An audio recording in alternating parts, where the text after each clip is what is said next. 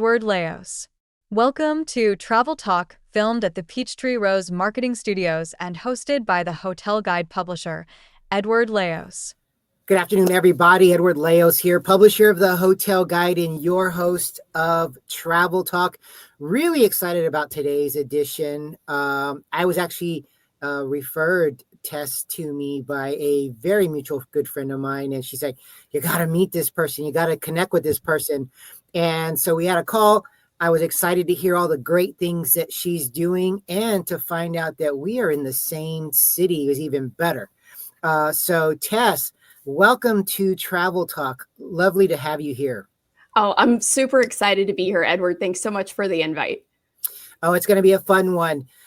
You just got so much going on that I'm excited to share with our audience. But like I like to do with all of our guests, I always like to start, they got to know who you are. So tell us a little bit about how you got to where you are, and then we'll talk about your business and some of your other stuff along the lines as well. So go from there, Tess. Absolutely. So, hey guys, my name is Tess Millhollon. I am a published author and founder of Her House. So if you're not familiar with Her House, it is an app I developed for solo women travelers. It helps them connect with background checked female hosts all over the world. So it's really designed for a solo female traveler by a solo female traveler, because it came out of my own solo traveling and backpacking experiences. Wow. So let's dive into that a little bit, because I think, obviously when you're creating a app that is of this magnitude and utilized, we'll talk about the logistics on how it's utilized worldwide and all that. But tell us a little bit about how that experience of you backpacking and doing it solo. First off, kudos to you, because I don't even know that I could do that going solo. Backpacking, much less just solo traveling. That's a whole nother level. But tell us a little bit about that story and how it kind of really got you to get this app going, and why you thought it was important. Yes. So I did my solo backpacking experience out of college. So I was 25 when I got a working holiday visa in Australia. So I just spent 6 months overseas, and I traveled all over Australia with that.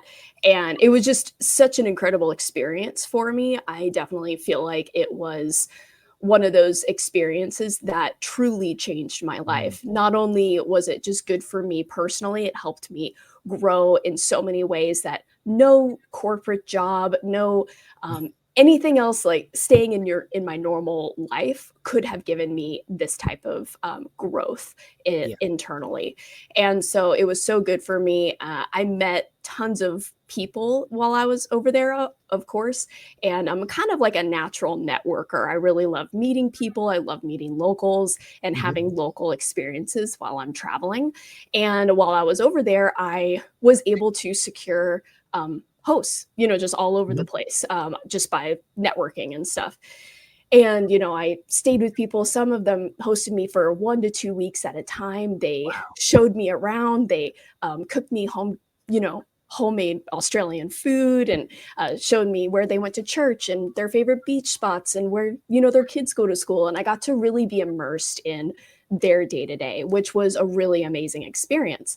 And it also saved me a ton of money in the process, right? Because your accommodation is what's going to eat through your budget while you're traveling, even if you're staying in hostels, right? It's staying with a host is going to be so much better on your budget. So fast forward, I got back to the States and I was telling people what I did, and I stayed with all these locals and I had all these cool experiences, and they're like, whoa, wait a minute. Like, how did you do that? Like, how did you find these people? How did you know that they were safe?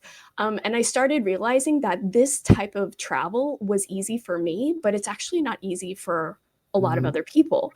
And I was like, man, wouldn't it be cool if there was an app that you could just get on it and find background checked women that are great, that you could just stay with for free? Like, wouldn't it be great to have that?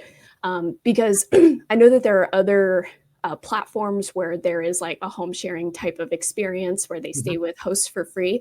But there has been a lot of issues with safety, especially with women. And for women, safety is their number one concern, like specifically in their accommodation and where they're sleeping. So I really wanted to create something like that. so that these women could have safe hosts to connect with while they're abroad. Yeah. And the concept of creating software was really, really overwhelming for me. Like you don't know where to start, Sure. right? Like I have Oh, yeah, no idea definitely. where to start. Like I don't have funding. I don't have any money. Like I don't have any of that. So I actually went through a program called Apps Without Code with Tara Reid. Shout out to Tara. She's amazing. And it taught me how to build apps without any coding. And I'm like, I didn't even know that this was available. So it was a huge learning curve. I built the MVP, or minimally viable product, in 2021, launched it in October of 21, and then it was approved in the app stores of February 2022. So we're still very young, but we're just getting the word out to try to build that host community and the membership in general. Yeah, that's awesome. You got a lot of great things that's happened with your app, and I'm excited about where the future is going. So speaking of the future, what are some of your goals for the new year and what you want to kind of accomplish with the company? Yes. So one of the things that we were able to do is rebuild the app. So, Mm. tech is constantly changing. And I ran into some big roadblocks in 2023 of the app was just starting to become obsolete already, like a year in. So I needed to get it rebuilt. So that has been done. So now it's in a much better place than it has been in the last year or so. And then another thing that I think is going to make this app very successful is a great host base. So we're really focused on getting the word out and sharing it so that hopefully hosts will continue to pop up and offer their spaces to connect with women who are traveling by themselves. And it's my vision that we'll have hosts in every city all over the world in years to come, so that it'll continue to serve women for a really, really long time. I think of the girls in middle school, the girls who are even just being Oh, yeah. born now, like they'll be able to access a big community of background checked women all over the world in the future, like 10, 20 years from now even. So I really have a long-term vision for this business. It's not a rocket ship, it's something that's a slow burn that's continually starting to grow. And I think that it will be really big and it'll be really valuable because we're helping make travel safer together, like as a community. And I think that's what's really beautiful about it. No, I agree with that. I think that's one of the big things right there is that you're making things safer. And the amount of work that goes on the back end is just making people's experience on the front end even that much more better, period. Because, solo backpacking or solo traveling and that kind of stuff what you're doing is amazing. But experiential travel is one of the top things going in the trends for 2025. You're taking it to a whole nother level.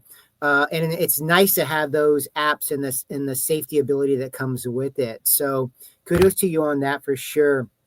Let's switch gears a little, as I like to with all my guests, and get to the personal side on travel, because I always ask this of all of my guests because everybody's in the travel business. But what are some of your travel spots that you've just loved that you've been to so far? Definitely. So one of my favorite places, I actually sailed up the east coast of Australia while I was backpacking. I wrote a whole book about it. I can share about that more in a second. Yep. But while I was sailing, we ended up anchoring on a little island about 60 miles off the coast called Percy Island. And it was one of the most incredible places I've ever been to.